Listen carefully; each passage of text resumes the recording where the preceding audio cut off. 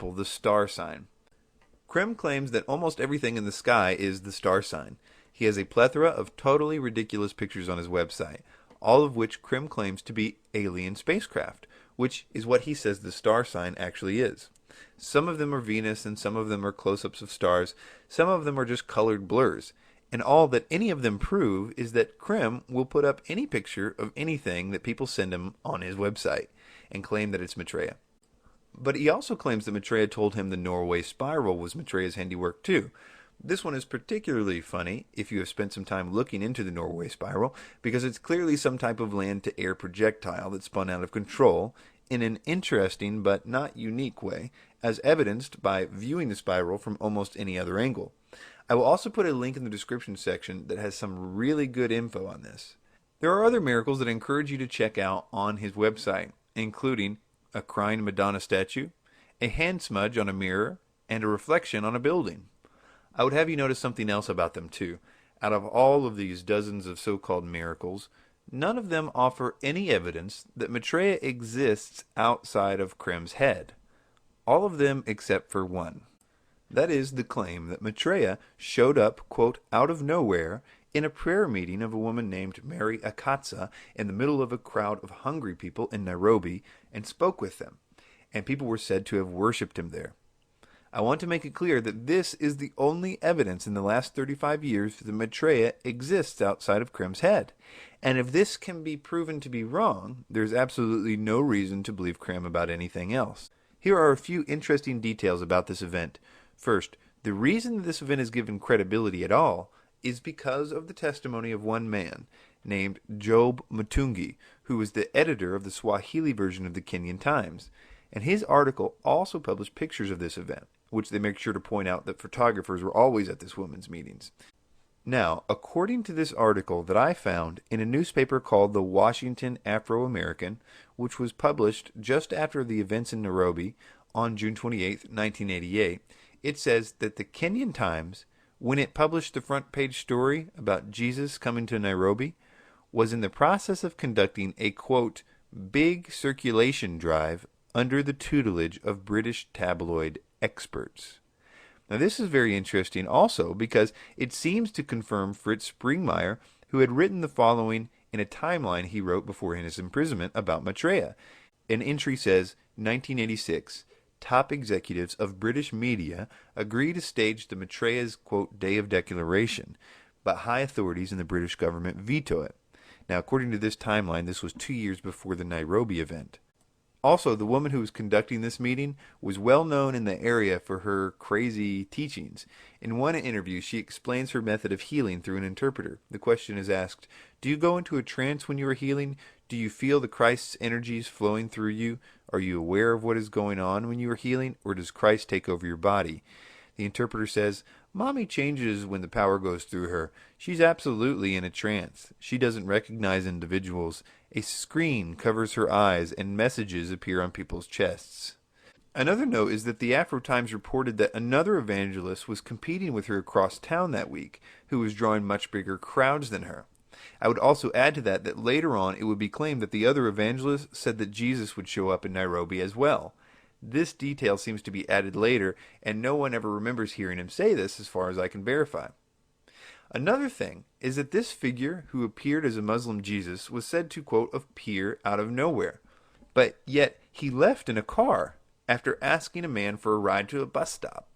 And then later, the man who gave him the ride to the bus stop came back to the meeting to tell the crowd that he vanished into thin air at the bus stop. So we have to take this driver's word that there was a miracle after he left. Doesn't that seem a little fishy?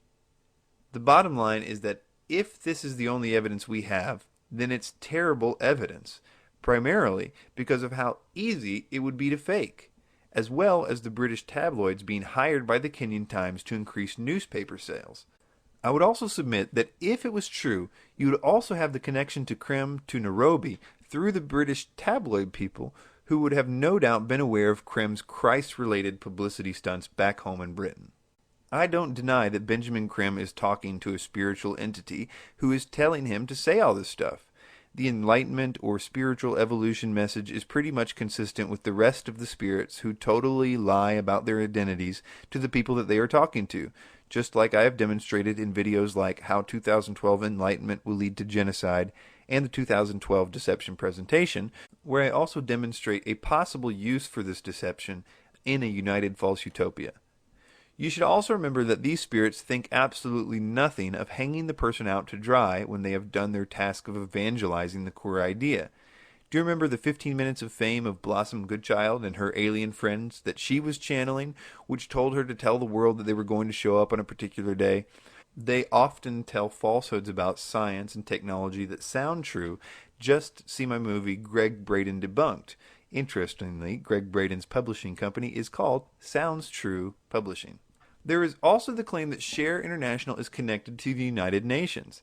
Now, what I've done in the past is quote the same line that people often do when talking about this subject, which is that Share International Foundation is accredited as an official non-governmental organization, or NGO, by the United Nations. But the question is, does anyone know what an NGO is? You can go to the non-governmental organization website of the United Nations and look through the directory of NGOs, and Share International is not listed among them. So it really doesn't matter at this point, but even if they once were listed as an NGO, I would submit that after reading through the requirements to be listed, that there is really no special requirement as long as you are a non-profit in good standing. And what you get as a member is pretty lame too. It's like reserved 50 seats on the upper deck of the general council meetings as long as nothing special is going on. But I guess you could ask Kids with a Cause or Girl Scouts of the Philippines as that they are also NGOs. You can go to the UN's NGO website and look through the requirements and look through the benefits of being an NGO and see if you think that it means that there is some nefarious connection between these NGOs and the inner workings of the United Nations. But as I said, it doesn't really matter, as Share International is not listed among the 1,550 or so NGOs. So, in conclusion, Benjamin Creme has spent 35 years doing the same thing, telling people that Maitreya has just shown up, and then trying to explain why he can't tell you where he is.